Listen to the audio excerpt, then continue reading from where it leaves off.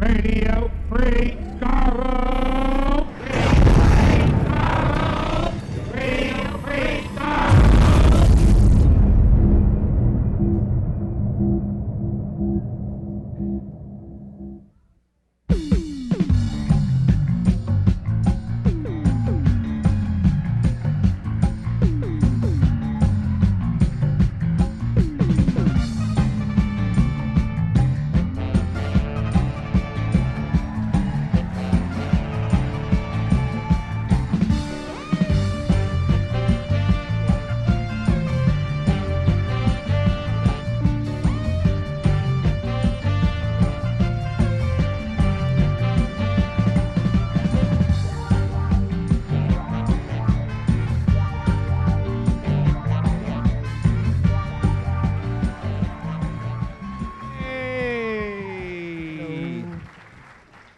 Everyone, how you doing? I said, hey everyone, how you doing? That old chestnut. Hello everyone. I am Stephen at Gallifrey One. I am Warren at Gallifrey One. And I am Chris at Gallifrey One. And welcome to the 31st annual Gallifrey One and the Radio Free Skaro live show, everybody. So how was everyone's year? Better than previous, right? We actually have new Doctor Who to watch. This is pretty cool. That makes 2020 a good year. We have new couches and new carpets out on the floor. You can still smell them. Have you walked down? It's literally, you can smell the new carpet smell. No, not yet, no. I haven't either, no. Yeah, you can actually, like, it feels like you're walking into a new home or something, like Remax is sponsoring this or something like that. But, oh goodness, what a year. What a year so far. We're in the midst of it. There are people at this convention who have worked on episodes that we have yet to see. And they're going to be here talking about them and then immediately getting fired into the sun because they can't reveal anything about them. Yeah. What's your highlights so far of Series 12, Chris? Any? Wow. Yeah, I know. Ruth. Yes. That's the easy one. The Ruth Doctor, yep. Captain Jack is back. Captain Jack is back. Mm-hmm. Warren, any highlights? It's got to be Ruth. It is Ruth? There's no question. You already said Ruth. You can't use the same one. But it is the best one. Right. So. Yeah. What about the viewing figures, Warren? Have you had a chance Couldn't to care less. Could not care look less. at those at all? No? Okay. More stats. No, Anyway. absolutely not. This is the biggest show we've ever done. It's 2 hours. We have so many guests. So let's bring the first one on right now. You may know him, of course, as the youngest person to play the Doctor at the time. He played the 5th Doctor. He was and remains one of the busiest actors and best actors in British television. Will you please welcome Peter Davison?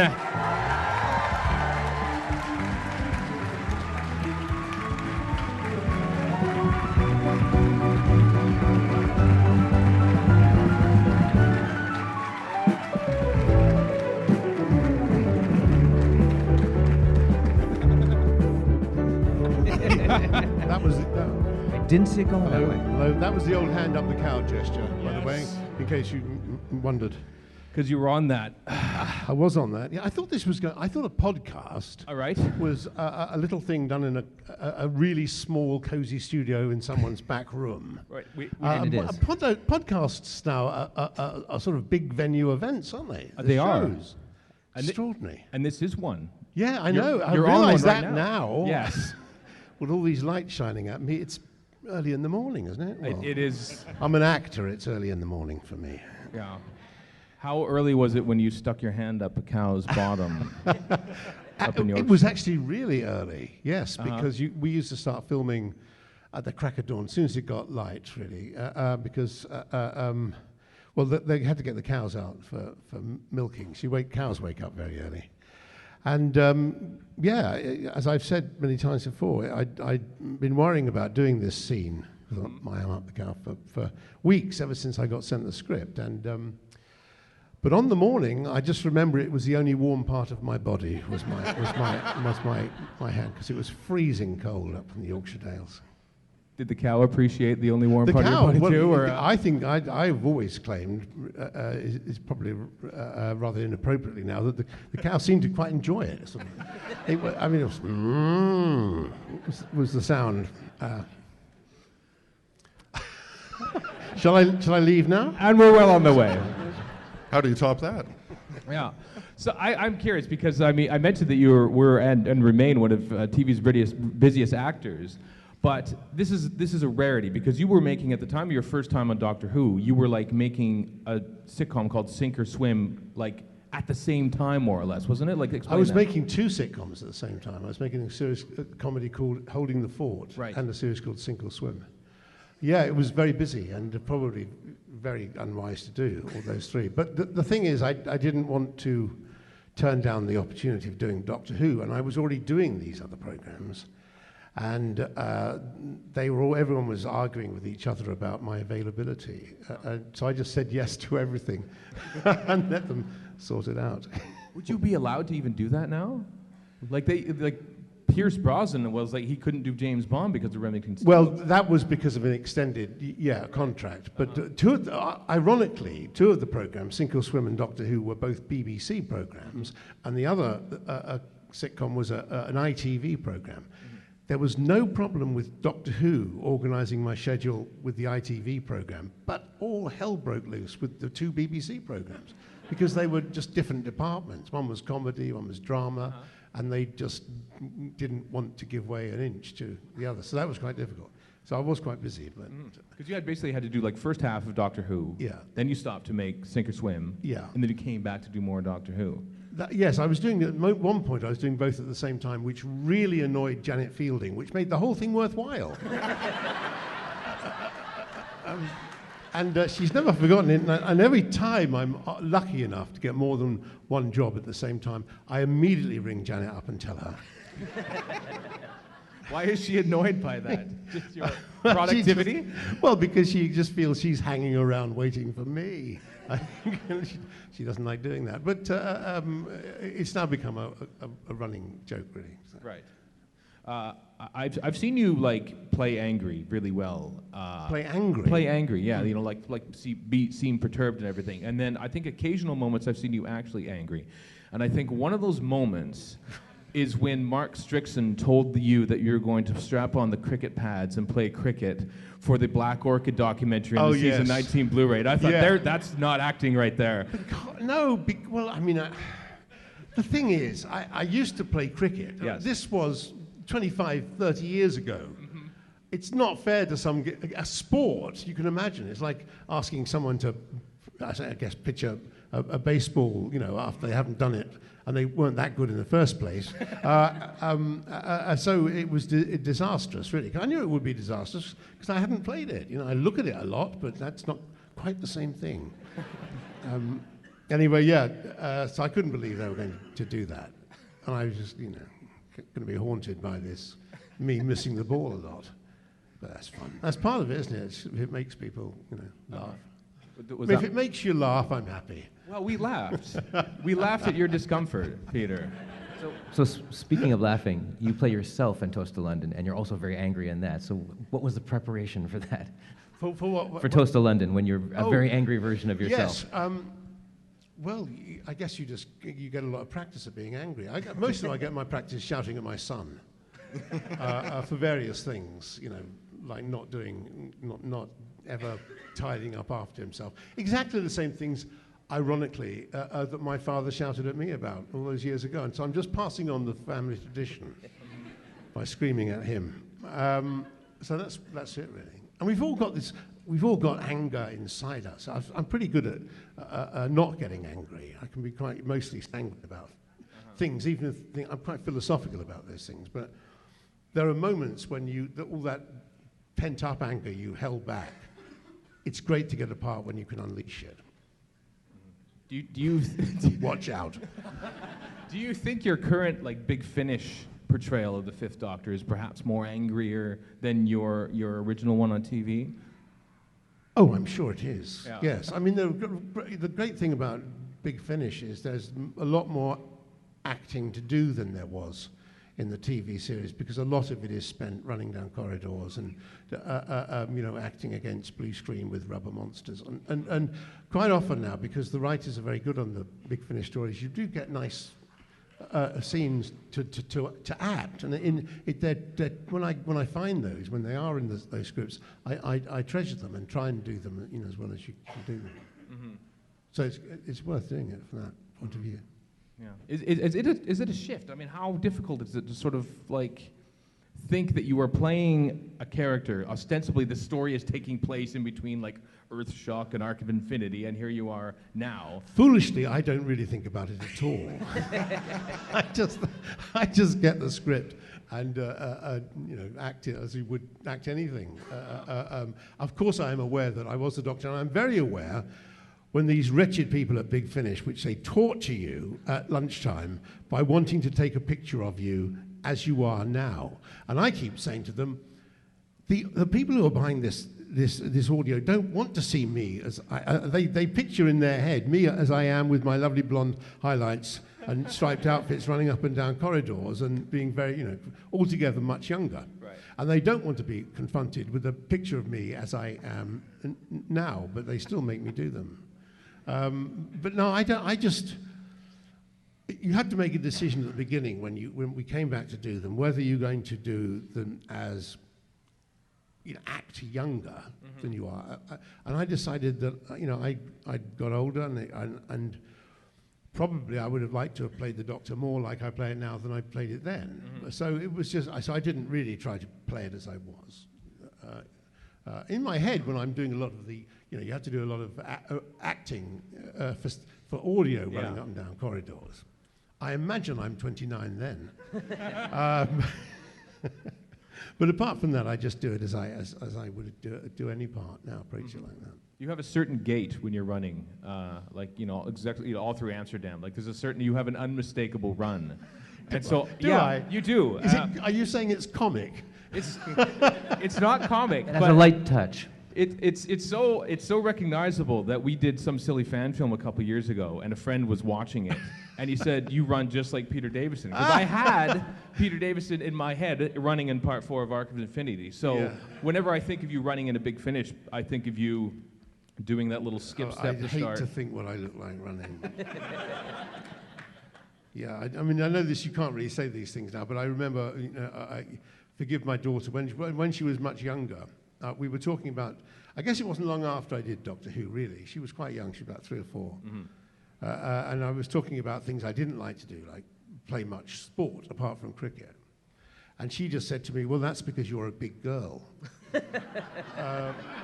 So that's what I'm sort of picturing. I'm picturing how my sister ran, right? Which was like a big girl, really. Sort of, which there's a certain way.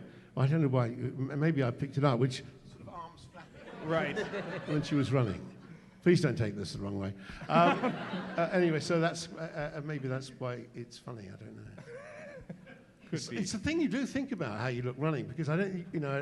I was watching some terrible film on the plane yesterday. With I think it was Gerard Butler, is it? Angel Has Fallen. There we are. It was Angel Has Fallen. But lots of people get shot. Right. But not him, oddly. Right. But he does do. He does a nice line in macho acting, as a lot of actors can do in that those sort of films. And I thought I just could never do that. Mm-hmm. I'd probably run and people would laugh, as you said. And as for I've never been anything where I've had to fire whatever those guns are that right. Mow down lots of people and avoid being shot. But I don't think I'd be very good at it. I mean, I've missed my chance now, haven't I? Clearly. Yeah, because you used to point them. You pointed a couple laser guns in Doctor Who. I did. Was that convincing? I don't know. Well, we knew that the Doctor probably wouldn't fire that, but I don't know what your. I even think I had to hold. Didn't I have to actually hold it, touching the person I was shooting? Almost. Yeah. So that's how bad a shot I was. Just like holding it right up against Davros's head. Trying to, exactly. And then you backed away. Yeah. How is it? I mean, conventions like this, nerds like us, never let you forget that you were in Doctor Who. But and now you probably thought you were done reminiscing when you were doing the DVDs, and now the Blu-rays are coming out, and you're doing more reminiscing. Like, what is it to once again sort of look back at these? I suppose it's. I mean, you feel before you start them that you're just going to be repeating the same things. But so far, I think they made a really good job of the Blu-ray discs, the extras on the Blu-ray discs. So we've had great fun. Is that Russell? We have a good time making them. They think of sort of different angles, and we've just done one recently, which I'm sure you'll hear about over the course of the weekend, where part of it was Janet, Sarah, and myself driving to Germany. Wow. And again, I was thinking, oh dear, well, this is going to be a bit boring. It's us in a car just driving. And it was quite eventful. There was a lot of shouting at each other in that. Right. About each other's driving capabilities, mostly, and which direction we were going, and why Janet kept driving on the wrong side of the road. But we made it. We survived. Right. It had a happy ending. We got there. But generally, I think that so you can always find new things, because obviously I'm very aware. Now Blu-rays exceed the quality of the original programs that we did by a country mile. Yeah. So, in order to make people buy yet another version of the same thing that they already have on their shelves, you have to give them extra stuff, and we're very happy to do that. Mm-hmm. Well, it really shows that you actually enjoy being there. It's a good time. So thank you for doing those. One thing that I love is the raw studio footage that they put on these, like from back in the day. Yeah. I always thought that the legend of, at 10 o'clock they would shut the lights out no matter if you were doing a scene. And there's a shot during the time flight recordings where Sarah Sutton has to basically sort of like look confused, and then the lights go off. And if you watch the finished program, they use literally up to the last frame and before the lights go off. Absolutely, yeah. No, that was the way it was at the BBC in those days. Either one union or the other. It was generally either the lighting department or the VT operators. Just 10 o'clock was their deadline. They just said, doesn't matter what you're doing, we're going to switch it off. They wouldn't even let you get to the end of the take if it was only 10 seconds away. They'd just switch all the machines off, and that was it. Yeah. So we always knew that clock was ticking around, that was our deadline. Yeah, it's a fascinating insight, like all those Blu-rays are. Peter Davison, thank you very much for being here today. Am I done? Yes, we're done. That's it. Whoa. You're not done for the weekend, though, so enjoy the rest of the weekend, all right? Okay, thank you. Peter Davison, everyone! Peter Davison!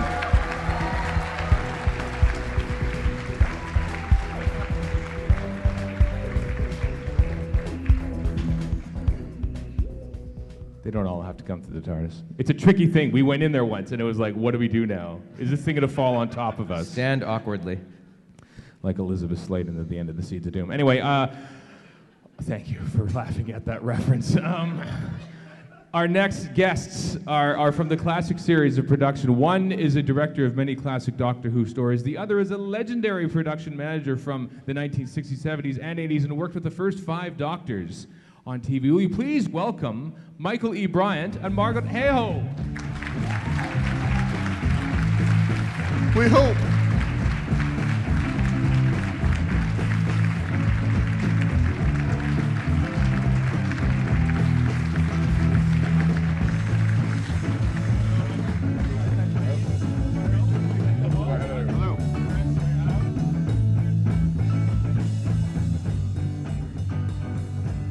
Yes, I know the double M's do confuse me a little bit, but I'm sure we'll get through this. Yes. How are you doing? This is your first Gallifrey One for both of you, isn't it? It absolutely is. Yes? Gallifrey One. Yes. Welcome them, everyone.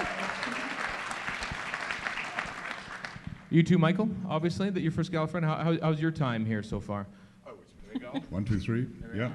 Excellent, yes. Okay, in business. Yes, what were we saying? Something about Gallifrey One. You're because I know that you're a sailor, so that so being near the coast again for a Doctor Who convention is probably advantageous, or at least reminiscent of happy times. Yeah, it was great. I mean, I once sailed all the way up the Intercoastal from Key West to Washington, D.C. And got hit by lightning in Washington, D.C. That seems apt. Yeah. I'm told that will never happen. And retired to Maryland, where the US of A put my boat right, which was great. Splendid.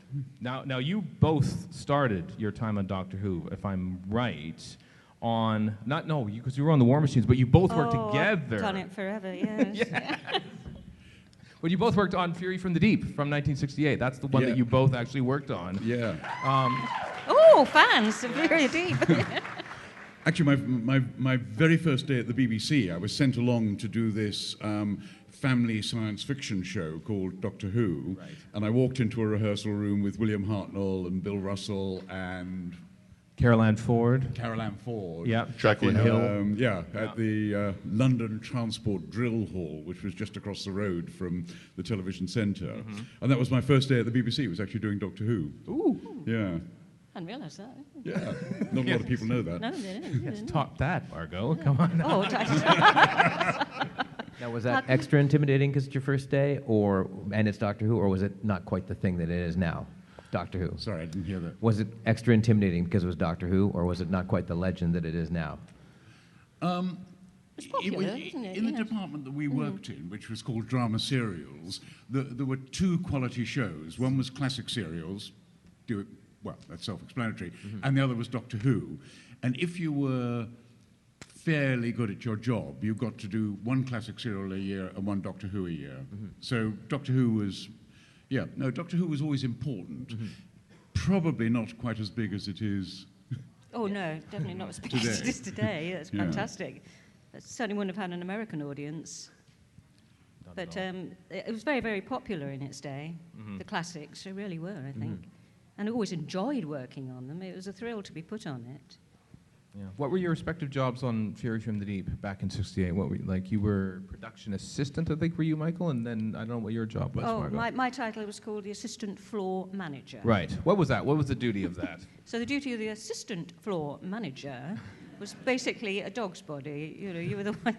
You had to go and mark up the rehearsal room. You have to do a prop list. You break down the script, see what all the props were, the action props. But you also had to do the designer's props as well. He'd give you a list, and you have to type those up. And then you go to rehearsals, and you call all the artists, phone them up, make sure they knew what they were doing, and look after them during the day. Mark down in your script all the moves, where all the props had to be at certain times. But I was really working to the production manager, or PA, as I think they were called in those days, which was Michael. And Michael had a far, far greater job to do, didn't you, Michael? Yeah, I think Margot underestimates. I mean, I don't know if any of you guys have worked in the theatre, but I mean, and AFM was the equivalent of a stage manager in the theatre. I mean, I think Margot underplays it. And in fact, when you got into the studio, you would have a scene crew and you would have prop men, and it would be your job, well, Margot's job to do that. Yes, I would make sure all the furniture and everything was in the correct positions from the camera plot, and then make sure all the props were in the right place at the right time. No, AFM was responsible job. I say that because I started off as one, and therefore I like the acclamation. Yes. Now, Michael, were you on location as well for that, Margot, for Fury from the Deep? Do you remember? Yes, I was definitely on location. Yes, and Michael, you were too, obviously, because you provided a very specific prop as required during the shooting of a scene on location that has probably gone on to be a little more iconic than you originally intended. Yeah, it was the sonic screwdriver, the famous sonic screwdriver. We were out on location. We were out on location with this oil well, and there was meant to be a spanner for Pat Troughton, who was the doctor of that year, to undo it with, and it was clearly not going to work. I mean, the bit of scenery wasn't really designed to work very well, and so it was decided that we would use something else to vibrate it loose, and that something else was a prop which became described as a sonic screwdriver. I think that was in Fury from the Deep. Yes, Fury from the Deep, definitely. Fury from the Deep. Yeah, so that was the and the trouble is, in a way, I don't know if it still exists, but I think it was the sort of worst prop that was ever invented because it actually meant the Doctor could get out of trouble. I mean, when I was directing Sea Devils, he was using it to blow up mines with. I've seen it used for all sorts of things, and it's a shame, really, because it became a sort of get out of jail free card. Do you have Monopoly here? Yes. Oh, Yeah. yes, we do. you do. Yes. Sorry. That's right. Yeah, I mean, but it was your actual. Was it your pen light that they used as the actual prop for that? Yeah, that's right. That's right. But it was just an extremis, really. It wasn't a. Yeah, I had no idea it was going to turn into the event that it turned into. It was just a way of undoing a big bolt easily without having to actually get a great big spanner out, which the doctor didn't happen to have with him. Mm-hmm. Now, Margot, you worked on one of my favorite John Pertwee stories ever, which was The Ambassadors of Death. Oh, the Ambassadors of Death. Yes. Yes. Oh, yes. Yes. Yes, that was a very famous. Yes, which was different. series. It was directed by a different Michael Ferguson, and not Michael. The wonderful E. Briant. Michael Ferguson. Yes. What are your memories about working on that story? Well, I've always, maybe if there's anybody from England in the audience, you may have heard me speak about this before, but it was very much a boys' serial, I used to think. Michael was very interested in using helicopters, boats, action, everything he could, he'd throw at it. So it was quite, and it was also, we had Havoc, who were, the action people who did all the stunts. So it was full on, it really was full on. But it was amazing to do, and with some lovely actors and things like that. So yes, we loved it, yeah. In fact, I have brought, if anybody is interested, for the auction, I have brought a photo from the location shoot. So I'm going to put that into the auction if anybody's interested at all. But it was enormous fun to work on, although we did have a slight problem when one of the action sequences went wrong.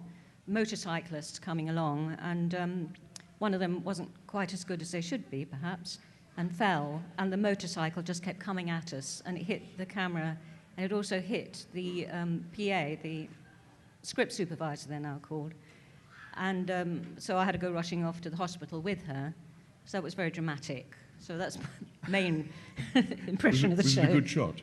Oh yes, they kept, That's Barony's as always, we'll get her to hospital and we'll keep on shooting. Margot, could you come back? Yeah, okay, I'll come back. Tell you how it all went. But it was quite scary. It really was. Spoken like a true director, Michael. Yeah. Oh, Did you get the shot?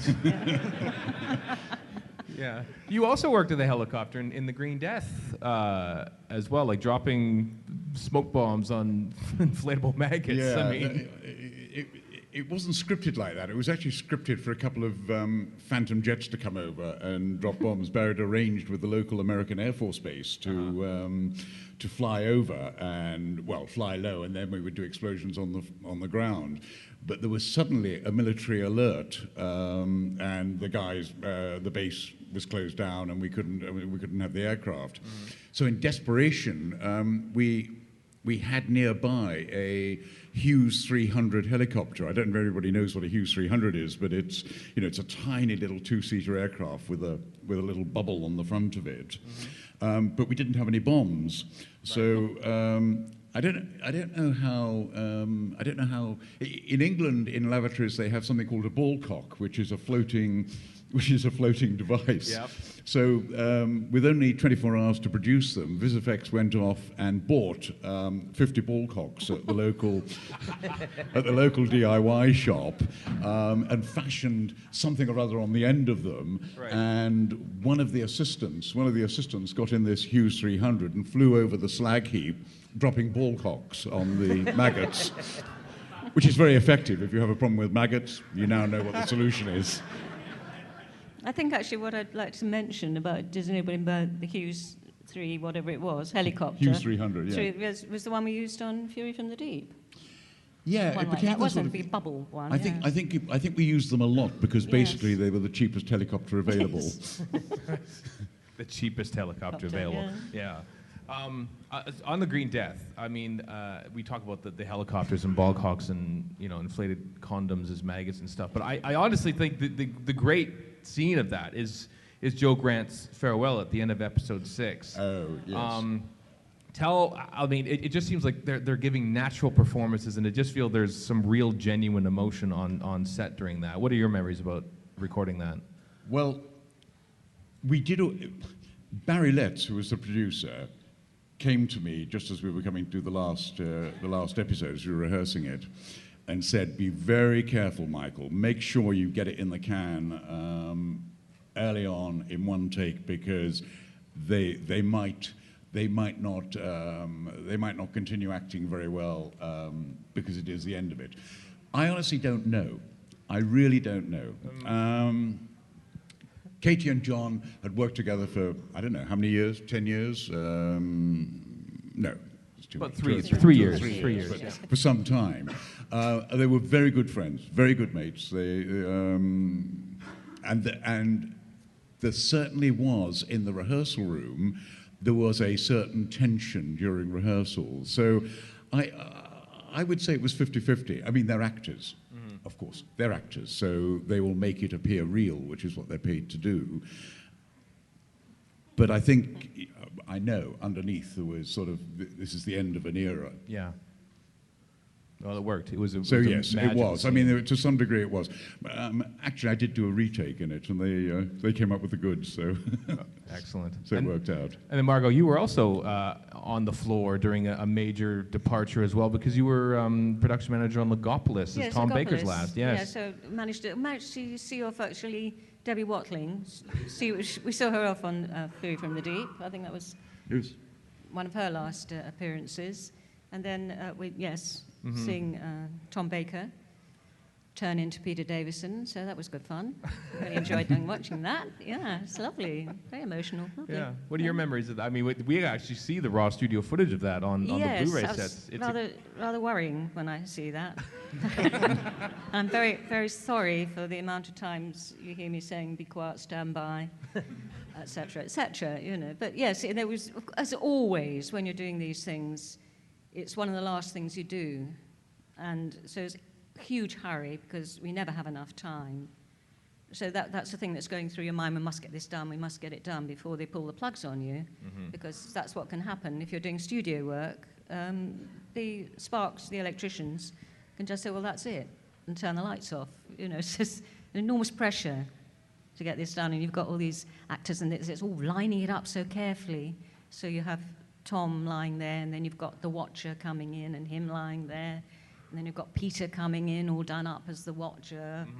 So it's quite a number, and then everybody's saying, "Oh, somebody's moved," and you know, so you've got, because it's all cameras locked off. And if you have seen the raw footage, there's bits where somebody might have moved a leaf on the floor because he's lying on the floor. So we've got to make sure that all the leaves are in the right position, you know, Right. and the tight tick, tick, tick, tick, clock's going, you know.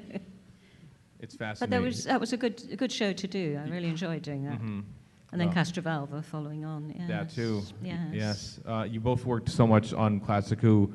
You're here for the whole weekend. I look Yes, that's forward right. to seeing and hearing about all your tales about working on the show and all the stories that you directed, Michael. So I hope you enjoy your first Gallifrey One. Oh, Thank you very much. Thank you very Yes. much. Michael E. Briant, Margot Hayhoe, everyone.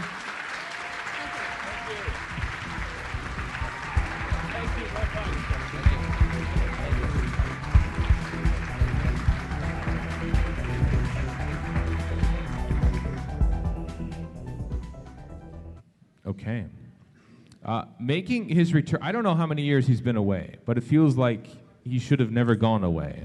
3 years, I think. And so, yes, it's our great pleasure to welcome back to Gallifrey One writer, producer, Doctor Who legend, let's face it, Gary Russell.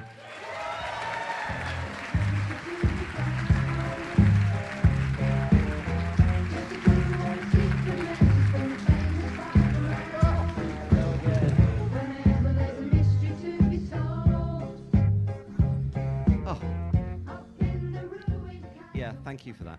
Thank you for that bit of music, which meant nothing to 75% of this audience.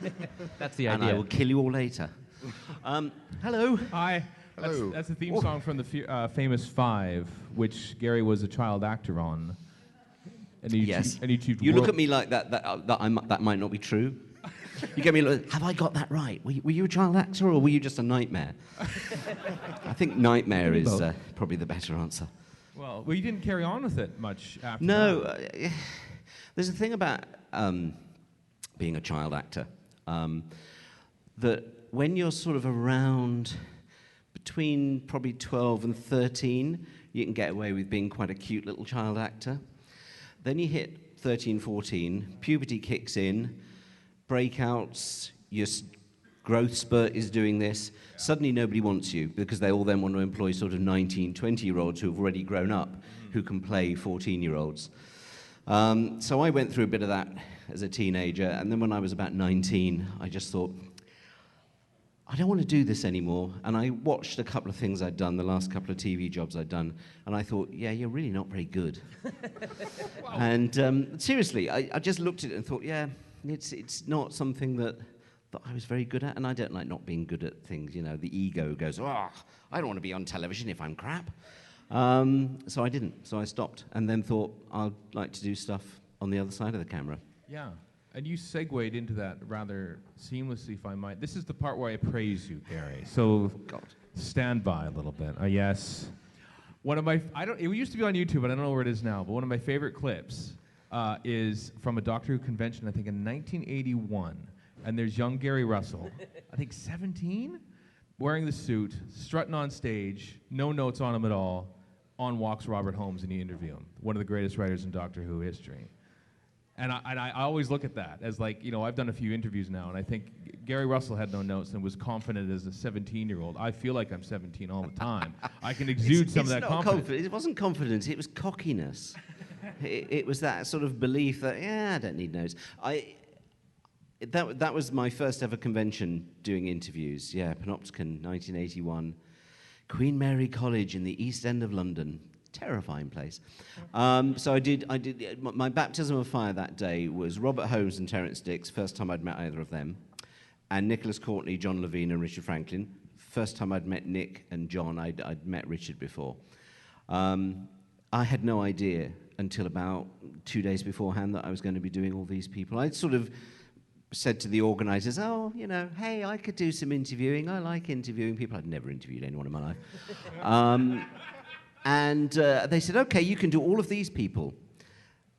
And I'd seen other conventions, and it's a thing I don't like at conventions, or indeed on television, interviewers doing it on TV as well. I think it's really rude to go onto a stage to interview someone with a set of notes. I think if you've got a piece of paper in front of you that has either crib notes or anything, you haven't done your research. You need to get the way to make an interviewee feel comfortable is that the person interviewing them knows what they're talking about. So if you go on with a sheet of paper, you look like a bit of an idiot. Right. So I just made that decision there and then that I would never do it. It also means that as an interviewer, you are forced to listen to what the person is saying because you've got nothing else.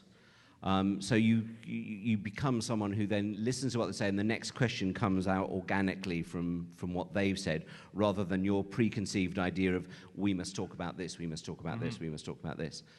It does mean, however, that people can sometimes ramble, he says, rambling, because you kind of end up, and I'm very, very guilty of this, all the interviews I've done here over the years, of you kind of forget that there's 2,000 people sitting out there, and you're sitting here with someone talking to them, and it becomes a conversation between you.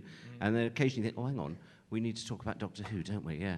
And so that triggers at the back of your mind. But no, I've never done an interview in my life where I've gone on with any notes.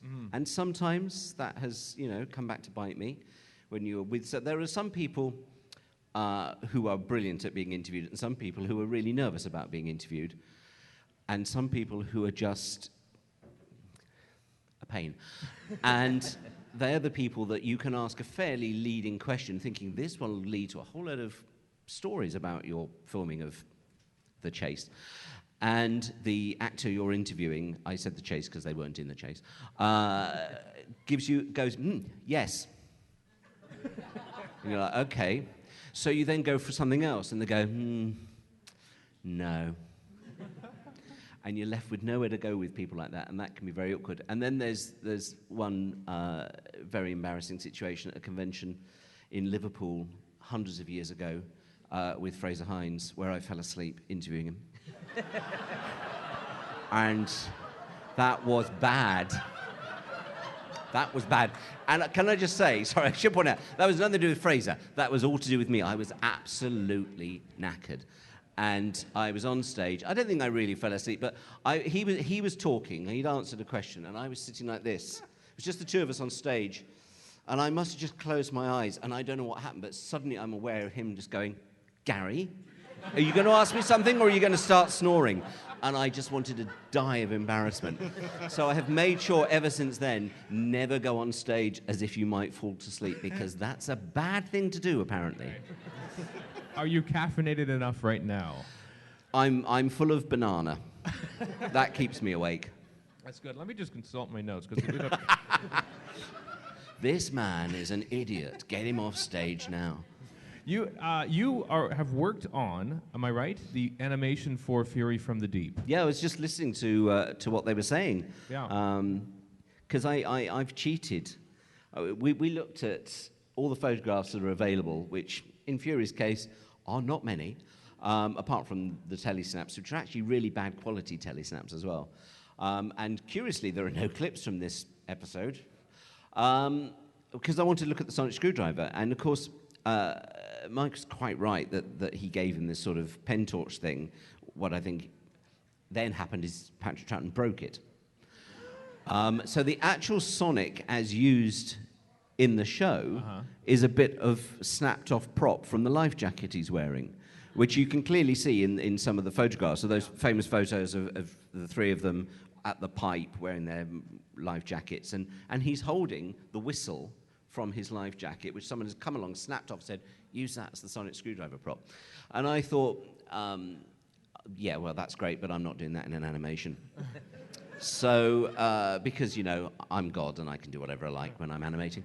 And so we used the prop from the War Games.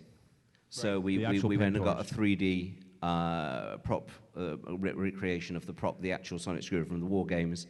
And so we used that. So we set that up right from the beginning, because it's actually a really nice, simple prop. Looks great in animation, and also enabled us for the rest of the story to wheel it out every so often and have the Doctor do other things. At times when he probably used a pen or his hands, we have him doing things with the sonic, picking up bits of weed with the sonic screwdriver. So we make it more of a thematic prop throughout the animation. Is it tricky then to sort of like, I mean, not that that's messing with the actual Oh, I'm story. messing. Okay. Are you? Yeah, I was going to save this for the panel on Sunday. Please come to the panel on Sunday. You'll hear all these stories again. Yeah. My attitude towards this stuff is you cannot recreate in 2020, in modern animation, something that you'd be stupid to deliberately make something look bad. And bless 1967-68 Doctor Who making, but it's not always 2020 quality. So I will not do, and I'm not criticizing them for doing this because I know why they did it, but I would never cut dialogue or sound effects or anything out. My bane is that those 22.3 minutes of dialogue and sound effects and everything from every episode of Fury from the Deep is sacrosanct. You cannot change anything that involves the original actors and production. But it does mean that Fury from the Deep was filmed in Studio D at Lime Grove, which is about the size of this stage.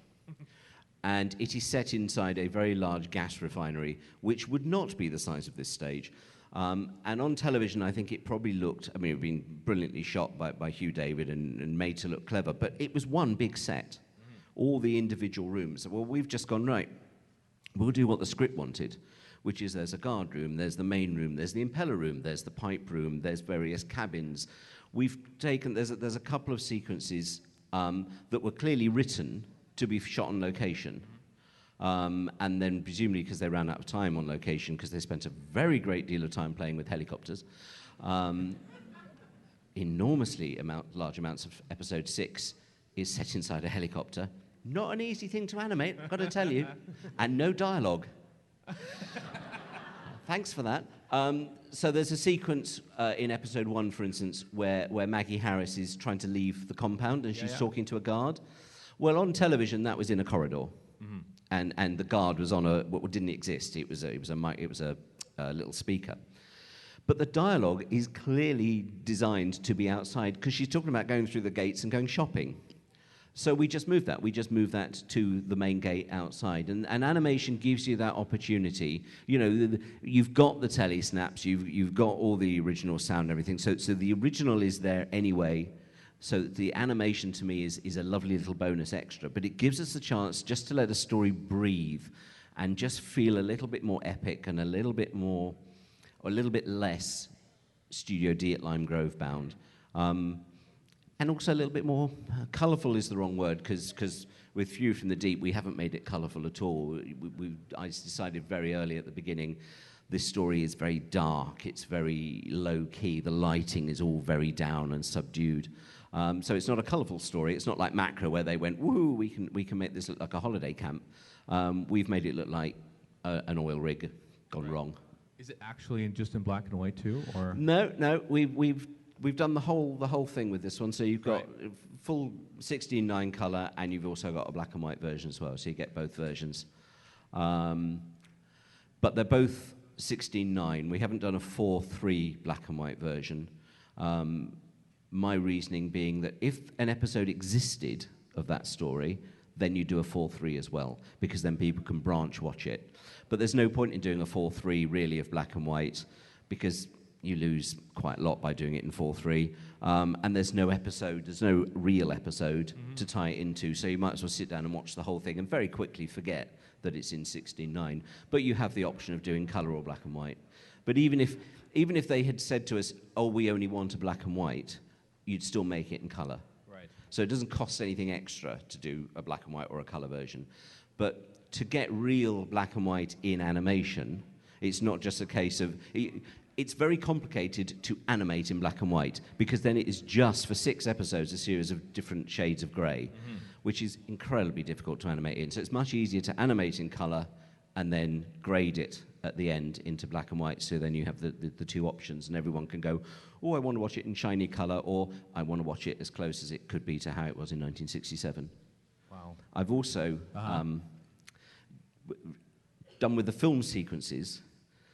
We've graded them to look like film sequences. Nice. You vid-fired the animation So scene. it's almost like we've vid-fired the animation in reverse. So you will see a difference in picture tone between film and studio, because I thought that was kind of cool and needed to be done.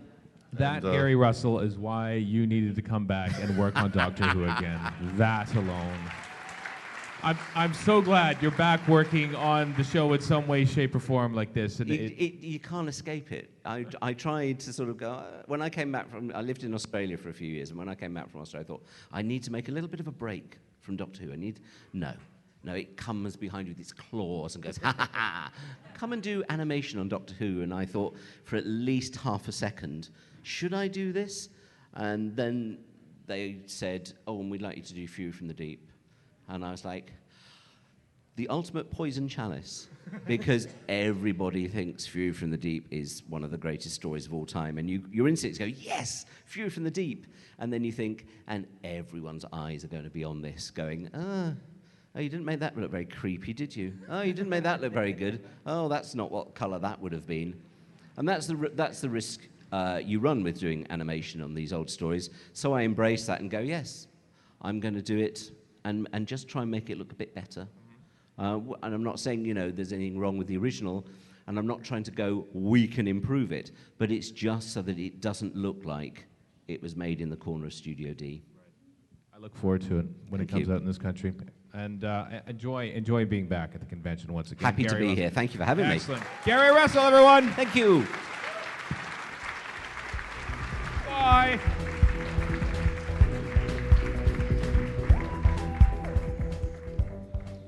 I'm sold. I am more than sold. On the VidFire thing alone, I am sold. I can't wait to get it on DVD here in like 2021. I just hope we'll see some of it on Sunday. I know. Behind the scenes, as always, is our good friend Chip Sudderth over there, who is helping him ever so briefly is Erica Ensheim from the Verity podcast. She's also my spouse. We got married this day 7 years ago in this hotel. So thank you for that. It is our great pleasure, though. It's been a few years since he's done this, but he's back once again on this stage for one night only. Chip Sudderth, the 2-Minute Time Lord.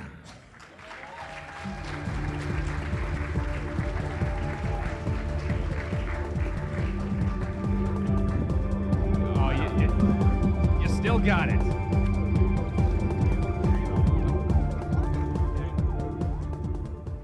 Good morning, Los Angeles. It's good to be back. So, last time I think I was on this stage, we had a moment, we had a shared moment, you and me. We remembered the hard times back in Series 7 when we had to wait an entire 6 months between stories, and we had no idea. We had no idea how good we had it back then. Remember 2016? Remember 2019? And I don't know about you, but if I don't have a regular infusion of Doctor Who, I get a little jumpy. And 2019 was hard. We had some help. Jodie Houser is here this weekend. Fantastic comic book. That comic book came out in 2019. I love that comic book. It's not TV. I need TV. And we usually have a little help in the form of, tidbits and news about what's coming up in the future season. And we found out that there was going to be a Jadoon that was cosplaying as my friends Brian and Meta. And that's all we knew. Finally, New Year's Day comes, and the question that I had was, Series 12 going to be worth it? Yes, it was worth it. Yes, it was worth it. You better believe it was worth it. And that was Series 12, which I'm absolutely not going to talk about anymore now, because I'm here to celebrate the guests that are about to come onto this stage who worked on Series 11. Series 11, it worked for me. Oh man, it worked for me. Jodie Whittaker, I'm sorry, David, but I think I've got a new doctor now. I love the cast. I love the look of Doctor Who these days. To my eyes, it has never looked more cinematic. It makes me happy just to see everything that they're doing there. And especially, I'm super into the historicals, which went into brave and unexpected places. Series 11, it's for me. There's a humanism and optimism to it that in the middle of a dark year in 2018, I needed it. Now, there have been some valid criticisms of Series 11 that have not come from anonymous misogynists on Twitter. It's easy for me to see and to say that there's been a lot of progress in terms of diversity on the camera and behind the scenes in Series 11, but people have identified ways in which Doctor Who needs to do even better, and I've seen some of that improvement in Series 12 as well. There was also some valid criticism about, did Series 11 have to be so episodic? Did it have to have so many done-in-one stories? And did the cast, did the Doctor and her fam, did they have to be so nice to each other all the time? I get that. Drama, conflict is an important thing in drama as well. I get that. But this is what worked about Series 11 for me. First of all, as far as episodic nature, we had a lot of complicated story arcs in recent years in Doctor Who, and to get a new audience, I thought that it was exactly the right decision to have a lot of accessible stories in Series 11. And then there was the Tardis fam. 2018 was a kind of a hard year for me. Just before Series 11 started, my mom passed away from cancer, just 1 week after her 50th wedding anniversary.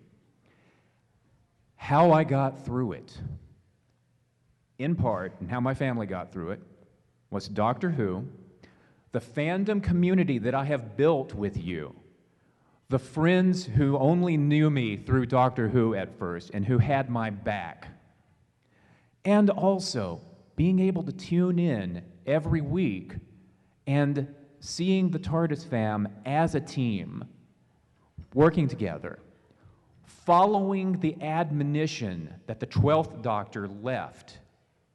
Always try to be nice, but never fail to be kind.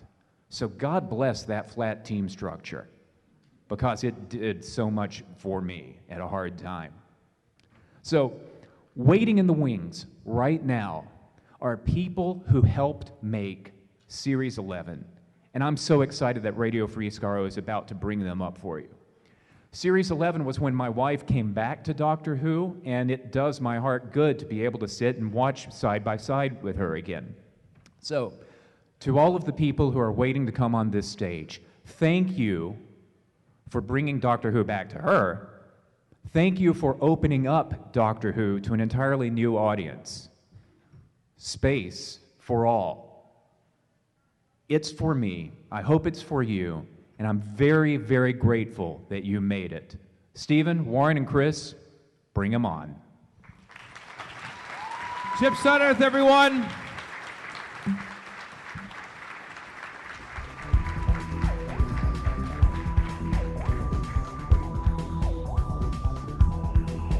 Thank you very much, Chip. Thank you so much. It's good to have you back on stage, if only so we could take a break from being on stage.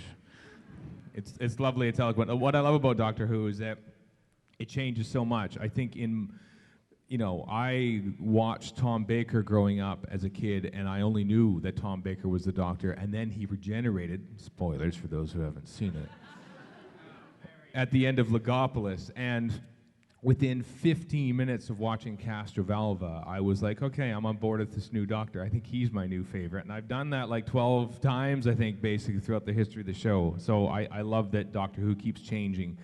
And if you're accepting of change, then you will be accepting of Doctor Who as well. And I think that's a wonderful thing about it. But as Chip has alluded to, it's time to start the Series 11 and, despite what he said, some Series 12 talk as well, portion of the program.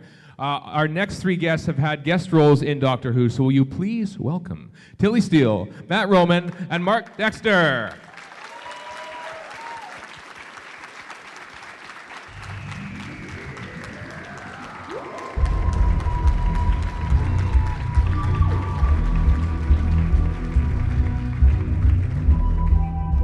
Hello. Hi there. Oh, good. That was my way of checking the mics to make sure that they're all on. Welcome to Gallifrey One, everyone. Is yours on? Thank you. I don't know. It's I think on. I'm just quiet. It's Yeah, on. sorry, There it I'm is. just British. How, such as it is, how has your weekends been so far, being it Friday morning at 11 a.m. and the convention hasn't actually properly started? I've been getting a real sense of the warm welcome that you get here. It's extremely warm. I was going down to lunch in the elevator yesterday, thinking I was more or less on my own. I was aware there was people behind me, and suddenly there was a voice saying, "We're going to take real good care of you this weekend."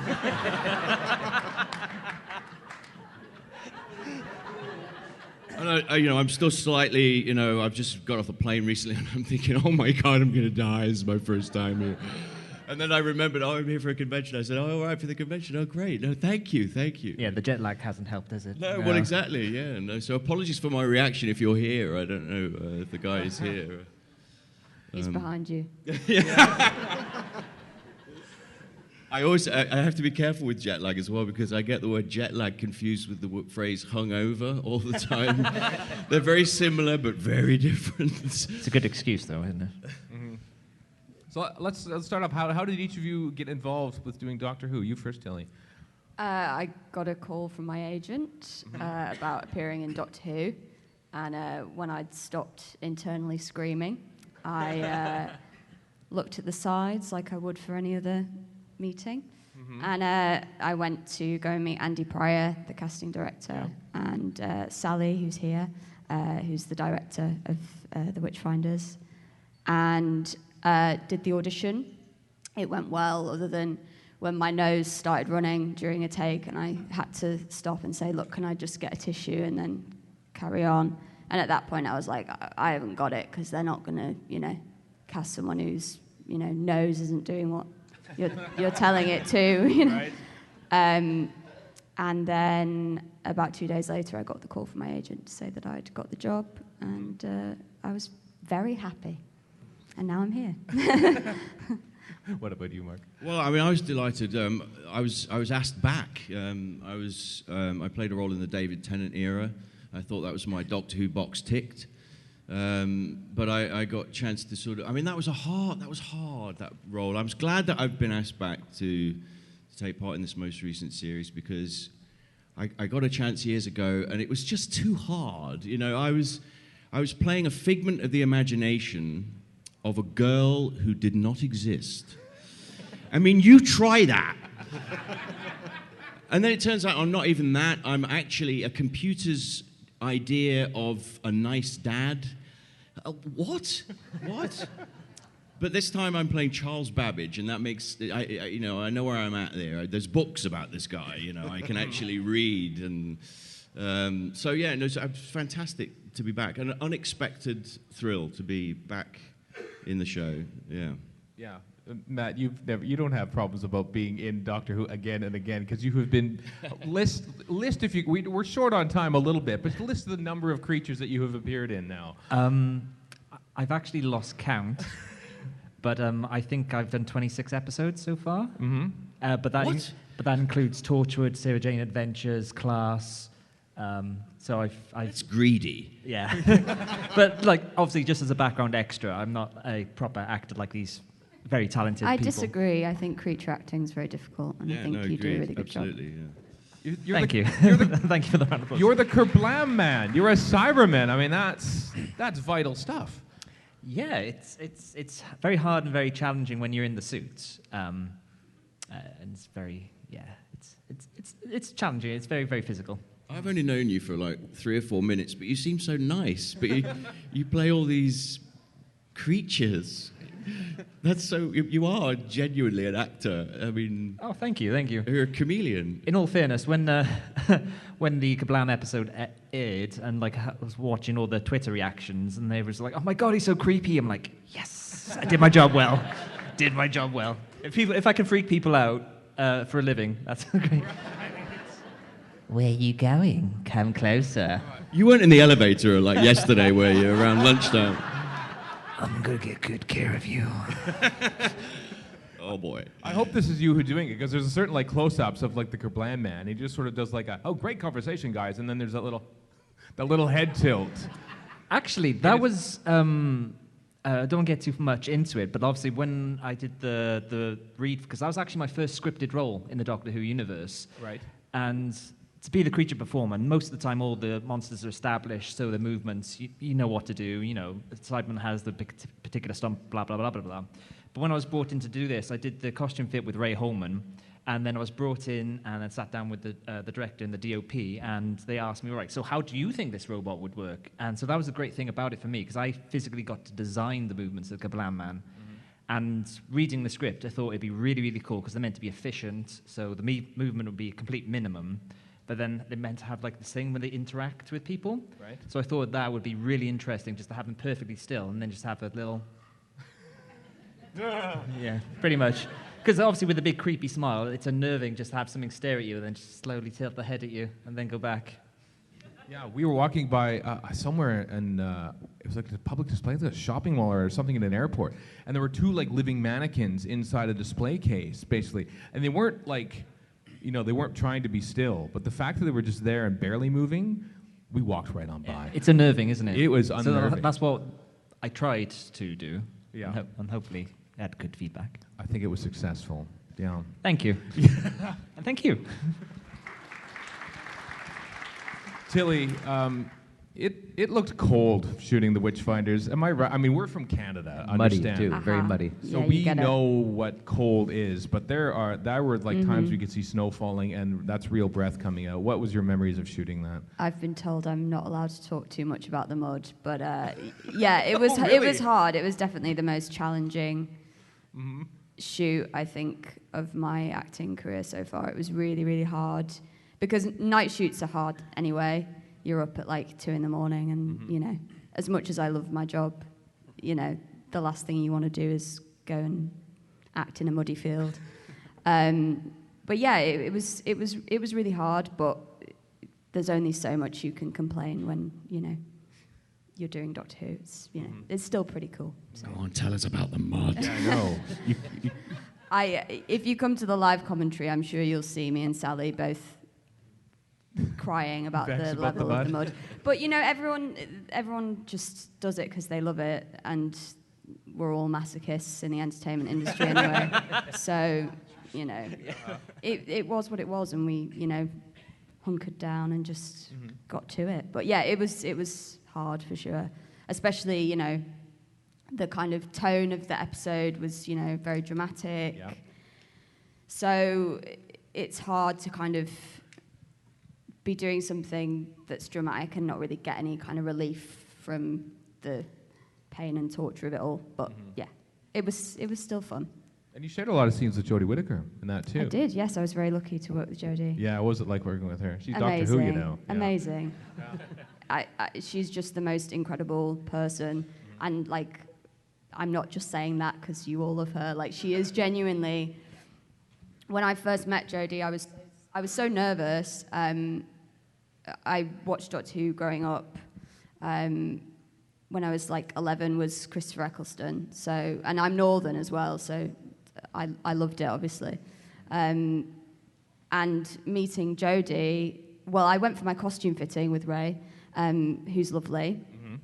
And I wasn't expecting to meet anyone other than him, so I went for my costume fitting, and then we were walking down the Russell T Davies corridor. I'm sure you guys know about that. You're like super fans. He's got a corridor named. He's got a corridor, yeah, in the BBC Wales like place in where Rothlock, yeah. That's just like pictures of.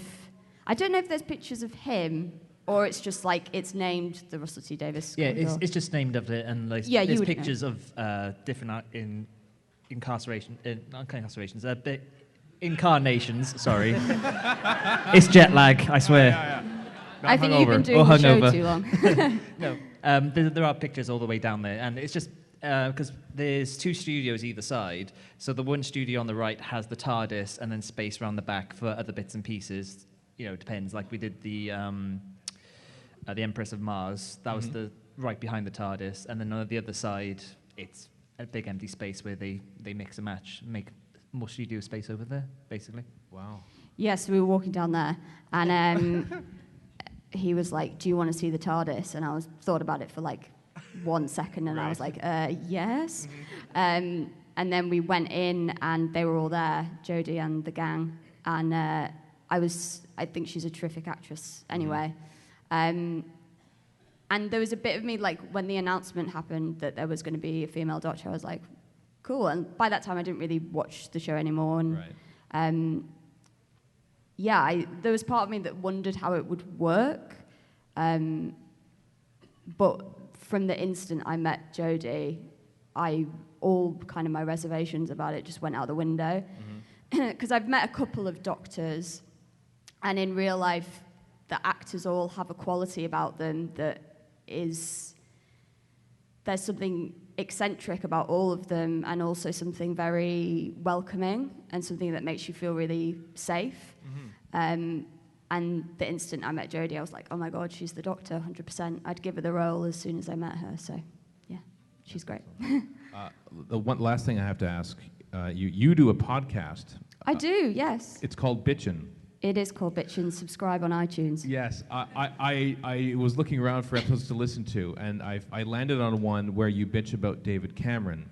And we do that with a lot of conservative politicians. And now that I've met you, Mark, who has played... Oh, God, don't go there. David Cameron twice in your career on stage and on screen. Oh, what did you do? What was it? I did Coalition for Channel 4. And then Stephen Daldry. Oh, you do have a bit of David Cameron. Sorry. I've come all this way to Los Angeles, and Dave's followed me. I tried to grow a bit of stubble to get rid of it, but no, yeah. But then Stephen Daldry heard that there was a kind of a plausible Cameron being done on a set somewhere, so then he pressured me into doing his the audience in the West End. Of course, yeah. And then Michael Bay heard that there was a David Cameron-like Prime Minister happening in the West End, so he got me to do Transformers, playing the UK Prime Minister. And I just want to just stop now, please. This will be your weekend where we erase David Cameron for your sake and for everyone else, Mark. Yes. That would be nice. Excellent. Thank you for being on the show, and thank you for coming to Gallifrey One. I hope you have a great time as Charles Babbage, not as David Cameron, Mark. Yeah, there we thank go. you. Thank you. Yes. Thank you very much. Thanks a lot, guys. Happy Valentine's Day, everyone.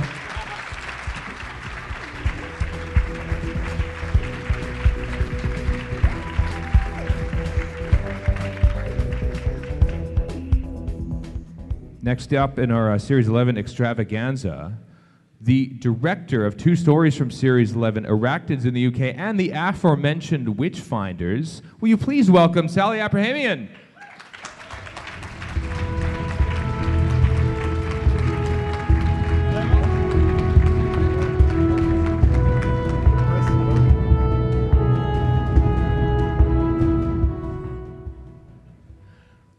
I think it's on. Is it on? I don't know. Yes, it is on. It is. How are you doing? I'm doing okay. There's a reason why I'm behind camera, and this is a bit tricky. Is it? I think hold it right up here. It might hold the mic up right here. Right up here? Is it on? Yep. Good. Excellent. All right. What do you? You're not nervous about these sort of things, are you? I choose to work behind camera, so this is a bit strange. Mm-hmm. Well, this is a Doctor Who convention. Yes. Where what I like about this convention is that we honor and are very interested in the behind-the-scenes aspects of things as well. So, Yeah. So you are in a safe space here, is what I mean to say. Okay. Yes. Thank you. So what made you get into directing in the first place? And if was it just that interest behind the camera, or? No, I sort of did lots of other things first of all, and I was one of those kids who dropped out of school and swore I'd never go back into education, and then did. And it just sort of happened for me. It became a proper job. I guess before then I thought it wasn't really a proper job. But once I knew what I wanted to do, I've never looked back, so it was cool. Was it always directing, or was there something No. else that sort of caught your fancy? I came into I worked in theatre for 10 years, and then I came into television via script editing, which is sort of different in the UK to here. I worked on a bi-weekly and then wrote storylines for them for a while, and then I went back into directing on telly. What is a bi-weekly? When you say that, you said you worked on a bi-weekly. What does that mean? Soap opera. Oh, okay. Right. Yeah. It's a nice way to put it. Bi-weekly. Is there a frenetic pace to making soap opera? Because it's often shot like multicam. Yeah. Yeah. And my first directing jobs were in soap operas. So yeah.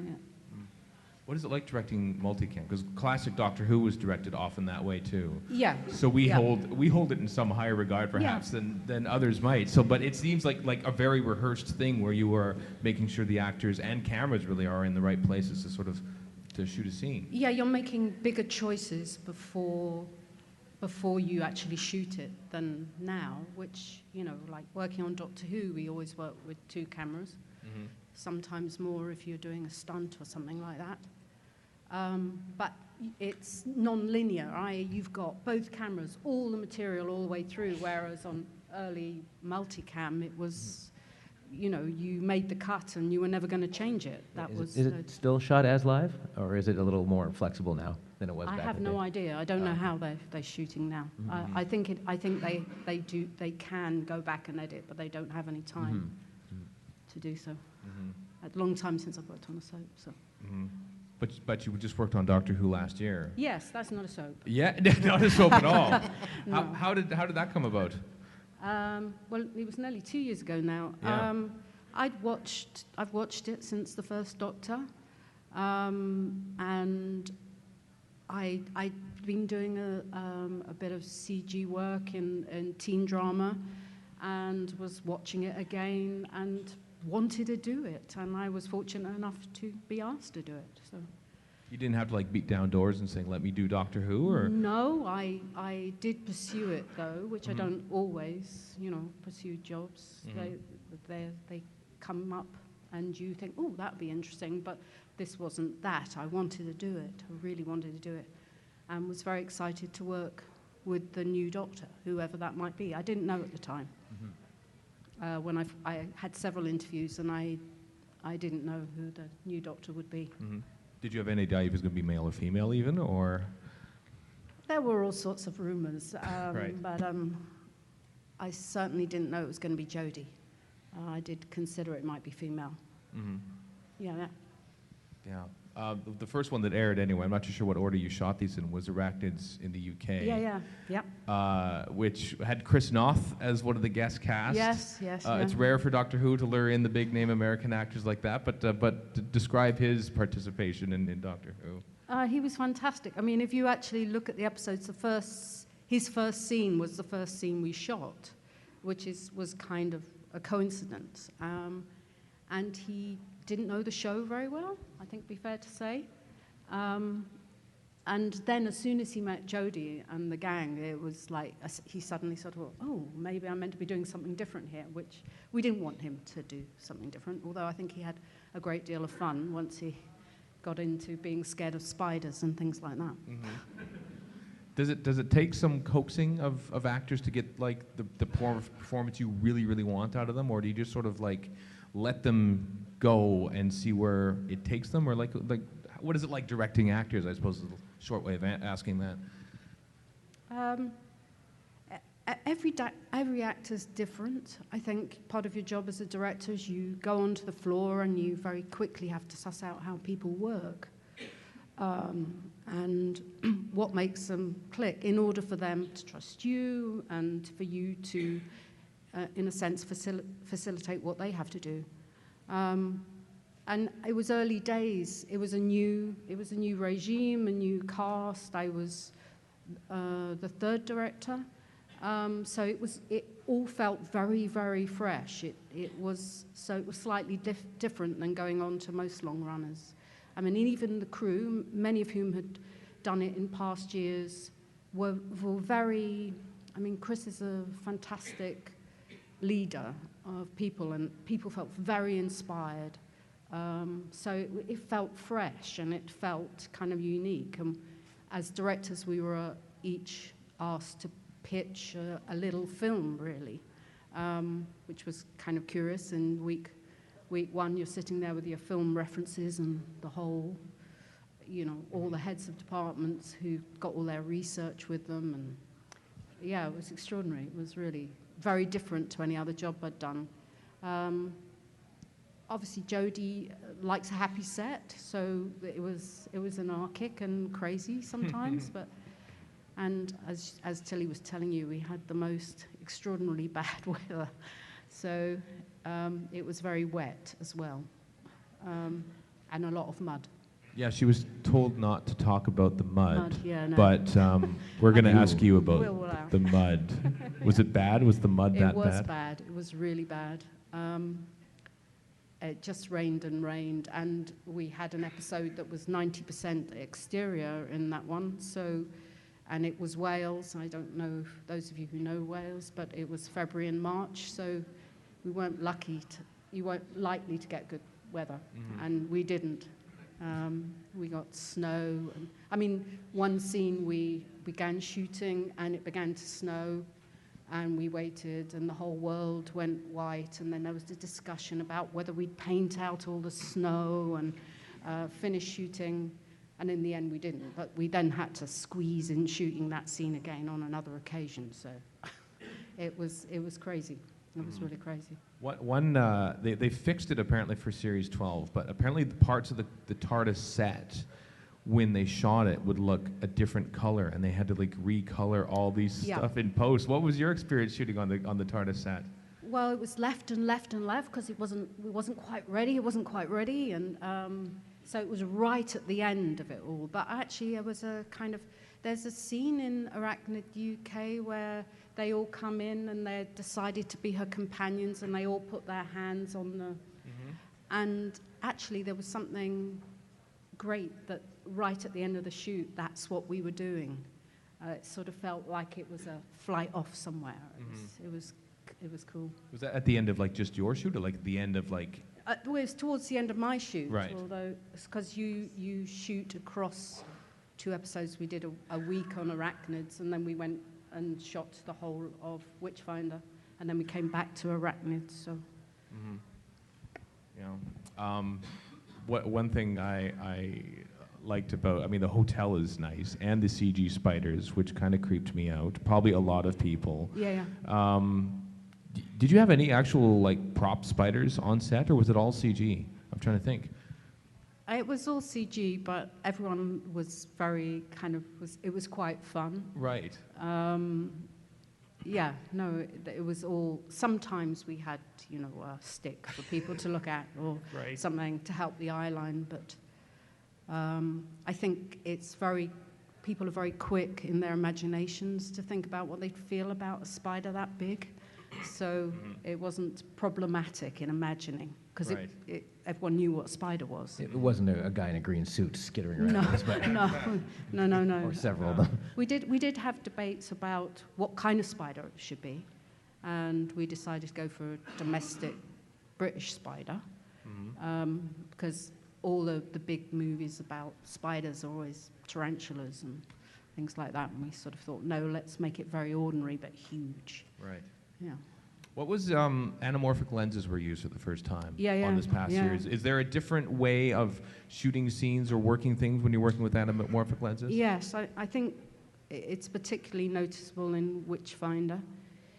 You tend to have to put the camera much closer to the actor, which I have mixed feelings about. I think it looks stunning, but if you imagine you're performing and the camera's right up close, because that's when in wide shots they work beautifully, and in really close material. But it does mean you have to put the camera quite close to the actor. But everyone just sort of dived into it. Again, it was a journey of discovery for all of us, because I don't think any of us had worked with anamorphic lenses. So, I mean, I was the third one in, but I think that was true of everyone before me too. But there wasn't much of a learning curve, I suppose, for an experienced director like yourself to say, oh, a whole new lens, let's work with this. Yes, of course. I mean, I think the day you stop learning, then you're screwed, really, aren't you? So, sorry. Oh, no. It's quite all right. It's quite all right. They've heard much worse, believe me. Well, that's excellent. I'm glad you're here at Gallifrey One. I hope you've a grand time. Are you interested in returning to direct the show? Do you think perhaps in the future? Yes. Yes. I mean, it was I'd like to do one that was set inside, though, and maybe. Yes, I'd sort of had fantasy of doing spaceships and things like that, and that wasn't to be. So. Yet. Yes. So no mud and spaceships for your next Doctor Who. I hope they can make that happen. Excellent. Enjoy the weekend. Thank you. Yes. Sallie Aprahamian, everyone.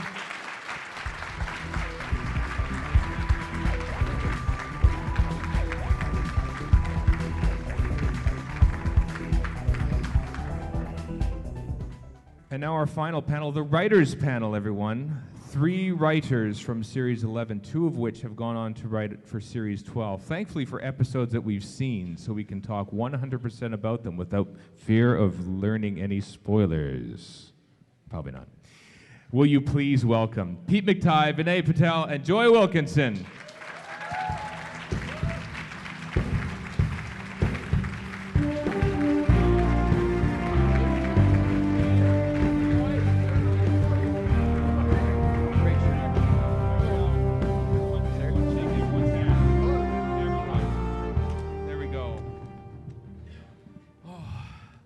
Welcome to Gallifrey One, y'all. How you doing? Good. It's bizarre for me to be here because I'm usually out there. I haven't been to a Gallifrey before, but lots of Doctor Who conventions. So it's as a fan, so it's weird to be here as a guest. Well, get used to it. What about you, Joy? How's your weekend been so far?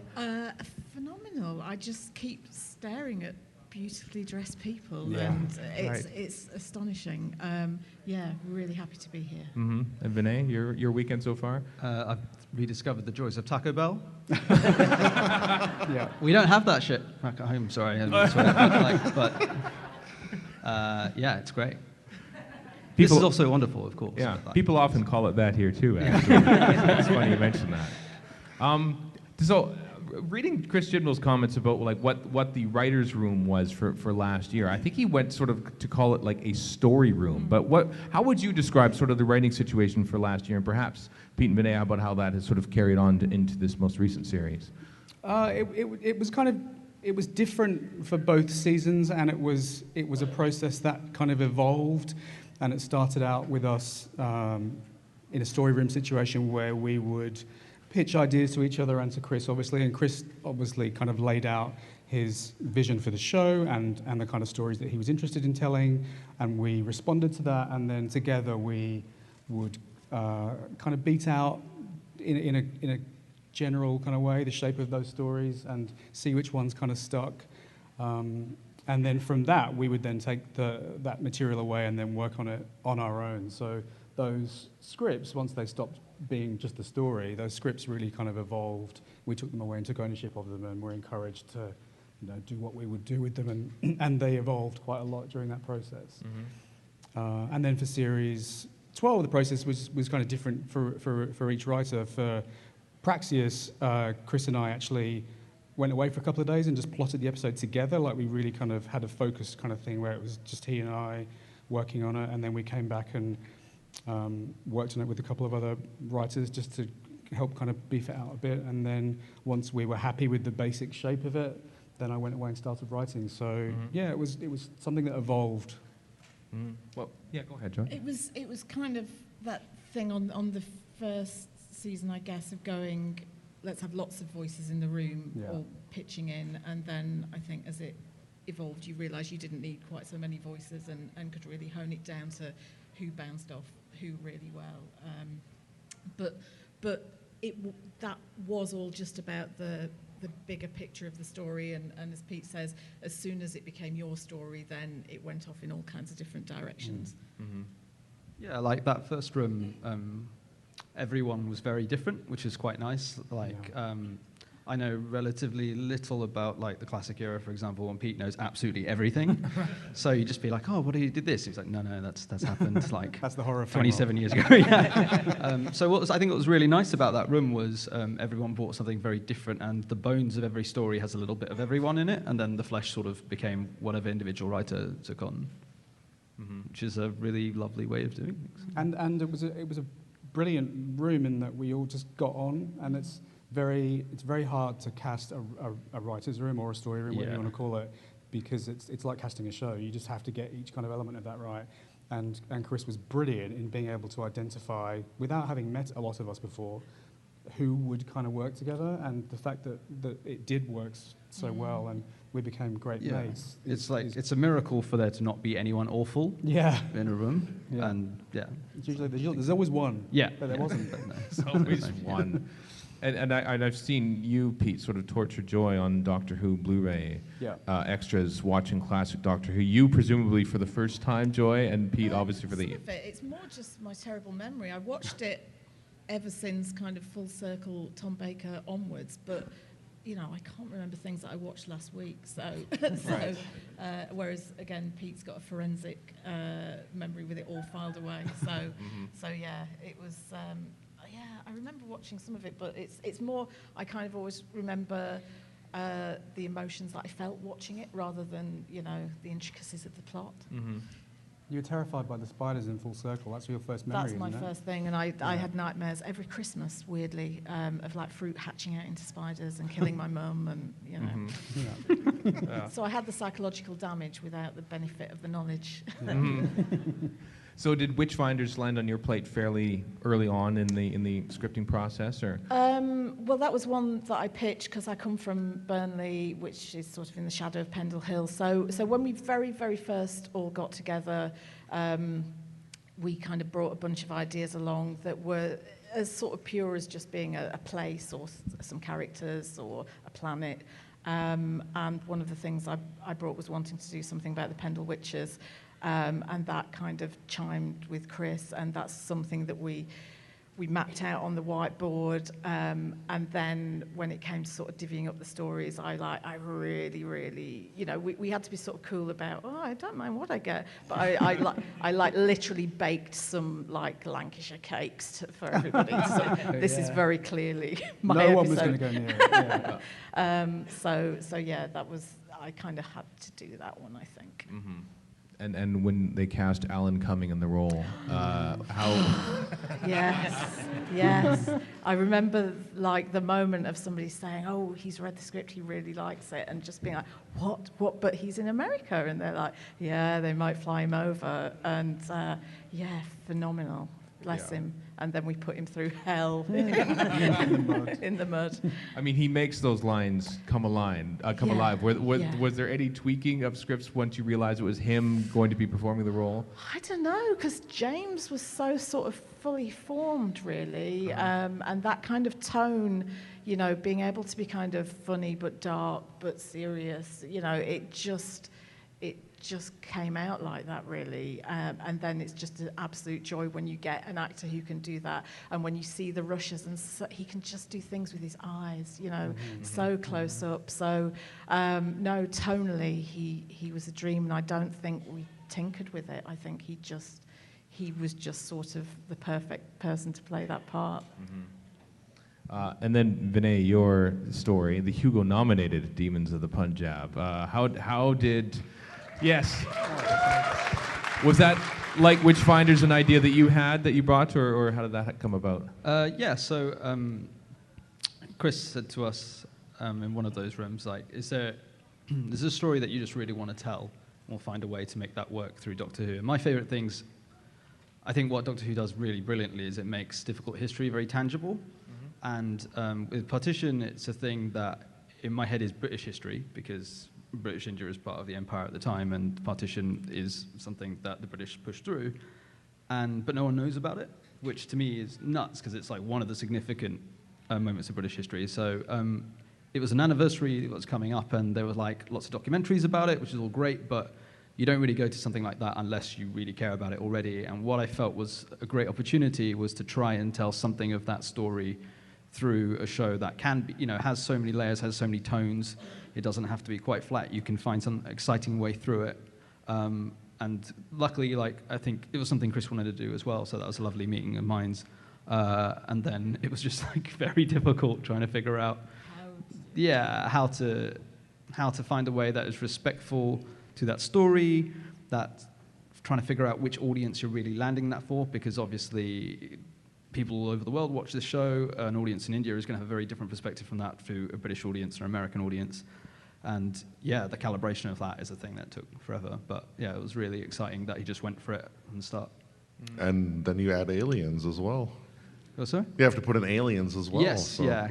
I think what's nice about, it's always that thing, because I know people are really interested in the idea of pure historicals, for example. But what was nice about being able to using a monster that had thematic resonance for that story felt like a way of making it, we're telling it our own sort of sphere, our own sort of world, rather than going, we are telling you everything about partition. It was like, we are literally doing it with these, and we're doing very specifically these characters. But also just it felt kind of right to have that sort of monster, because there's something like the rounding error on how many people died during that event is around 1 million, right? And so there are so many people who we don't even know died, and sort of the idea that there is someone for whom that is an interest and significance felt really important to me, because then they become an analog for what you hope the audience will be. Yeah. And to come to it, yeah. And Pete, how did Kerplam then come about as a story that you worked on? I was very keen on doing a story that had the DNA of classic Doctor Who in it, because that's, we all in the story room bring different flavors, and that's the flavor that I bring to that room, I think, is that, I'm very much steeped in the classic Who lore, and I wanted to do a story that kind of evoked that spirit, and had said that to Chris. And Chris independently wanted to do a story that was about a space delivery system in some way. So we all just kind of talked about what that might be, and quickly got onto a version of of what became Kablam, and then I took that idea away, and it did change kind of quite a bit once I took it away and once I kind of beat it out and working out the civilization and what, whether it was originally we talked about it possibly being a future Earth, and whether it was going to be an Earth colony or an alien planet. It was an asteroid at one point, so it changed. It did kind of change quite a lot, but the version that we settled on just kind of felt right. And the minute that I came up with the robot postman, which didn't come into it until kind of quite late in the process, it just all kind of clicked. Originally, I had an alien race kind of embedded in the story, but the minute, and I had delivery kind of drones that were doing the work. But the minute I thought, oh, robot postman, that's so kind of cool, and you can already just see them. So that just kind of made the whole thing click. Were you thinking robots of death specifically, or? Well, yes, obviously. When did the bubble wrap? You can't go past robots of death. When did the bubble wrap come into play? The bubble wrap came in super early, and it was much more grislier because wasn't it skin at some stage? Yeah, there's lots of corpses. Yeah, it was a much darker version. It's very of the body story. horror-esque. Yeah. But the bubble wrap was there on like day one of our kind of story ideas. So. But I think that's the thing you're saying with the postman. I think generally those episodes that you have that central image in your head and build everything around those feel like to be the strongest ones. And it's also just the easiest to write, just always bringing it back to that, especially if it's the monster.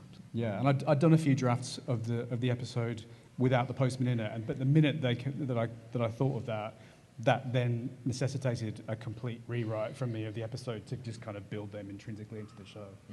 And they're such a great design, and love them. Yeah, I have one in the corner of my office. He just stands there. Really? Yeah. Do you ever wonder if there's someone in there? You never know. So Series 12, which both Vinay and Pete, you have worked on, is different, if only because, it seems like the stakes are very large now, particularly in your episode. And, of course, both now have Chris Chibnall as well credited on top. So what was different about this most recent series than writing Doctor Who episodes? I suppose chronologically, Vinay, yours is first, so we'll start with you. But how was your experience writing that and a whole new Doctor that we've never heard about and Captain Jack and all that? So I was like writing something completely different, and which I was like very happy with and very excited about. And then I just had this conversation with Chris, and he was like, "So how do you feel? How do you feel if we sort of like took sort of like the bones of an old idea we had, and also we just do this?" And I was like, "Great, everyone gets to hate me if I if it's up. That'd be wonderful. Thank you, Chris." And so it became a thing of putting the flesh onto the story, trying to build up to, obviously knowing where you're going with that reveal. Like, he was very clear very early on that's what he wanted.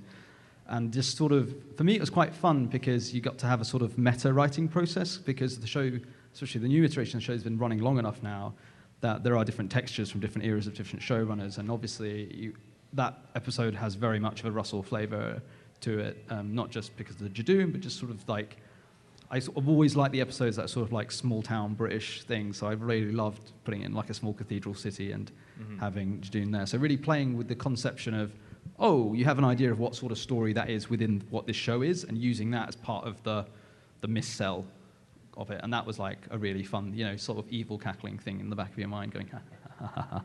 Right. I know this is going. So yeah, it was really fun. Like, obviously a completely different process. Like, writing Demons was a very emotionally draining, very difficult thing, because there's a lot of stakeholders in that story, and obviously this one is as well, but it is a slightly different. Yeah, so I had a lot more fun with this one. Was it a case of like when it's co-written, are you being like basically told, here, write this, this, and this, or does like the showrunner, as is often the case, is not to Chris Chibnall, does he sort of come in and like do his own polish on it? Like, how does that process work? Yeah, I mean, with that one, it's because there were some very specific things that had to happen. It was like, right, okay, I'm building the stuff around that, and then Chris will always, like on every episode that's ever happened, Chris will always do a pass on it. But with that one, there was some stuff like with Captain Jack, and like that is going to be like Chris is going to own that, which is like fair enough. But actually, he gave me a lot of license especially like with Ruth as well, which I felt very grateful for. It was nice to not just be like, we're going to use you for this thing and then bye. It was like actually, very generous. Was it originally? I think Chris Chibnall said in Doctor Who magazine that it was originally a different monster that was in the place of the Jadoon, and he thought, hey, would the Jadoon would work there better? Oh man, that was an overnight. Right? It was like a very late decision. But like again, it makes total sense with trying to set that story up as being something different. But yeah, we had a completely different monster, which I won't talk about because we might use it. Who knows? They might use it. I won't be there. But the idea is never dead. Yes, exactly. Yeah. But yeah, it was completely different, and it was just like again one of those very late in the day things. Like, what about the Jadoon? And I was like, oh God, like right, because it changes the tone of everything you're doing. Because they are very specifically, like, they have that very serious but also very heavily comic bent to them, which is a great challenge, but it is also, like, a little bit like someone just throwing stuff at you. Right. But yeah, it was really exciting to do it in the end.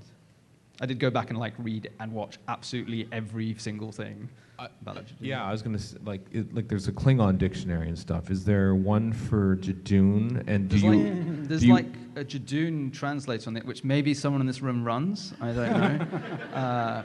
But there was like a small period of madness at like 3 a.m. when I was just like, right, I've got to write that Jadoon dialogue now. I'm like, how many, what's the iterations of this? And then like someone has like a little dictionary somewhere, and I was just staring at it and going, I'm going mad. But it was, yeah, fun in the end. And then I think Chris rewrote that dialogue anyway, which was like the weirdest part ever. I was like, cool, my Jadoon dialogue's not up to scratch. Fair enough, Chris. Like, I'll take that. Pete, what about your experience in writing Praxeus? I love that episode, and it was a very different process again. I guess because it was more of a contained process, so it was just me and Chris. We worked really, really closely throughout that whole process. Plotted it together over a couple of days. We went away, came back, reworked it with these guys a little bit, and then as I was writing it, because my episode was being shot alongside part 1 of Spyfall, it was a massive production block. So there were huge production issues with the amount of stuff that we could shoot in that block. And they were both really, really, really ambitious episodes, visually incredible. So there was a lot of kind of jigsaw pieces that had to be put into place, and it was a matter of just kind of working through that, getting the story right. Then production issues would impact on that. You'd have to kind of make changes through that. And then quite late in the process, I'd started execing a show for AMC, and so while I was doing that, Chris came in and did quite a lot of work on the third act, the stuff in the lab, when I wasn't able to kind of do that. But it was very much a collaborative thing, and yeah, loved it. Loved working with him. Did you know right off the bat that it was going to be shot in South Africa, and did that help you like sort of establish what locations you were going to do? It's not just going to be South Wales or something like that? Yeah, very kind of day one. My idea was that I pitched that from the start of the story, the companions and the Doctor are kind of scattered all over the globe, and we kind of bring them together through this process. So that necessitated having quite wildly different locations. And then once we knew it was going to be South Africa, it was about figuring out what countries South Africa could double for, which is actually pretty much anywhere. So it worked really well. Yeah.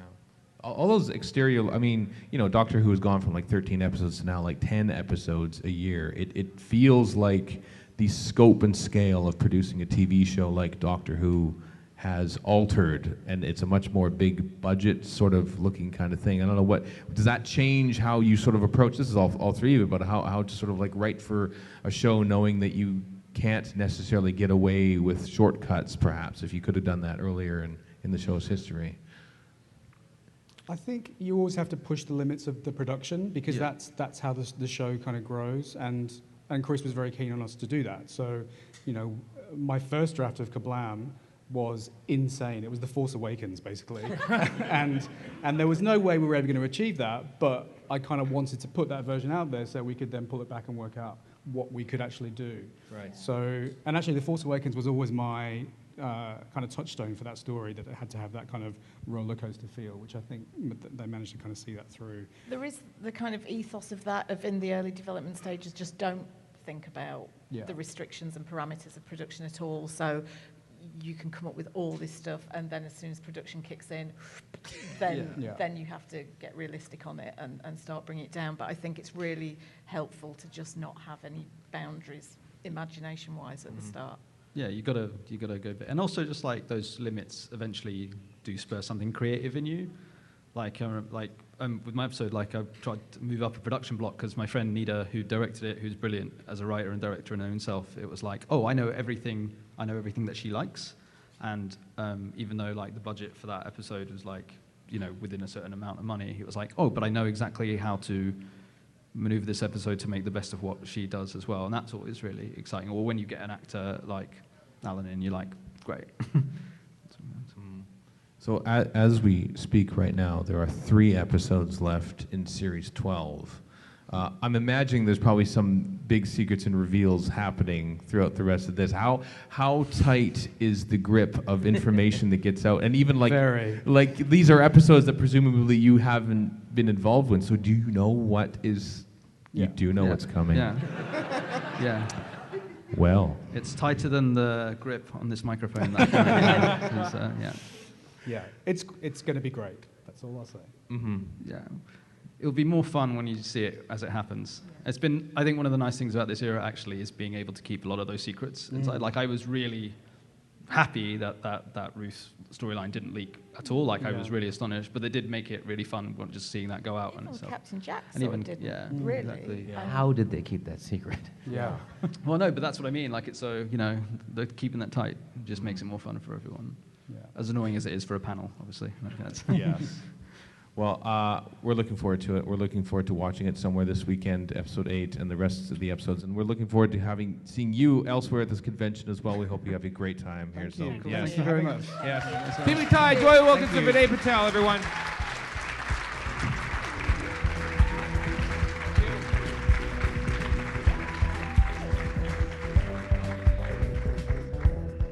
And that's that. Another Radio Free Skaro live show in the books. Another Gallifrey One ahead of us.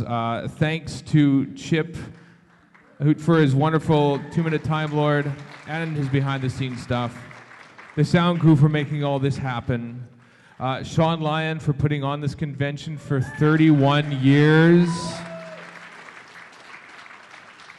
And all the staff as well. Everyone have a great time this weekend at Gallifrey One. Until next time, I am Stephen in Edmonton. Edmonton? I don't know. Warren at Gallifrey One. And Chris at Gallifrey One. So long for now.